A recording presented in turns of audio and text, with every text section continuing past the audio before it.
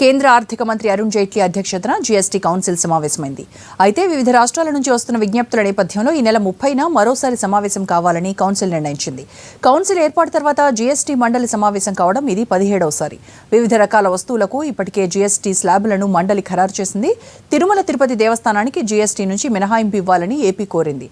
Beedi, granite, machine Bhagiratha పనులకు పన్ను మినహాయింపు ఇవ్వాలని తెలంగాణ ప్రభుత్వం జీఎస్టీ కౌన్సిల్కు విజ్ఞప్తి చేసింది.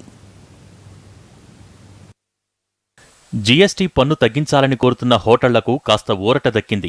హోటళ్లు, రెస్టారెంట్లపై 18% పన్ను విధించనున్నారు.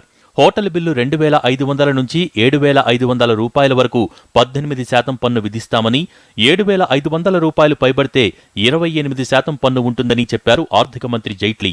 రాష్ట్రాలు నిర్వహించే లాటరీలపై 12% పన్ను ఉంటుందని, అదే ప్రభుత్వ అనుమతితో ప్రైవేటు వ్యక్తులు నిర్వహించే లాటరీలపై 28% పన్ను విధిస్తామని తెలిపారు.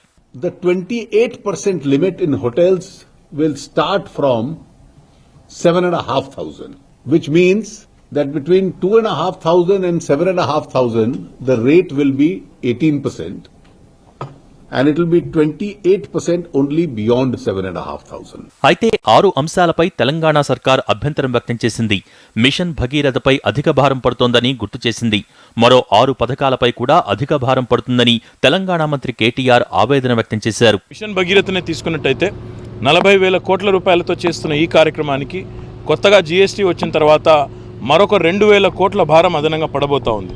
కాబట్టి ఈ విషయాన్ని వారి దృష్టికి తీసుకొని వచ్చి జాతీయ స్థాయిలోనే నీతి ఆయోగ్ లాంటి సంస్థలు మరి దీన్ని ఒక మోడల్ ప్రాజెక్టుగా మిగతా రాష్ట్రాలు కూడా చేయాలని చెప్పి గుర్తించినప్పుడు ఈ రకంగా ఒక మంచి ప్రాజెక్ట్ చేస్తున్న రాష్ట్రానికి మీరు ప్రోత్సహించాలి తప్ప మీరు ఈ రకమైన పనులతో ఇబ్బంది పెట్టడం భావ్యం కాదు అనే విషయాన్ని గౌరవ ఆర్థిక మంత్రి గారి దృష్టికి తీసుకెళ్లడం జరిగింది. పట్టణాలు, గ్రామాలలో వెనుకబడ్డ వర్గాల ఇళ్ల నిర్మాణం జరుగుతోందని, దీనిపై మినహాయింపు ఇవ్వాలని ఏపీ సర్కార్ కోరింది.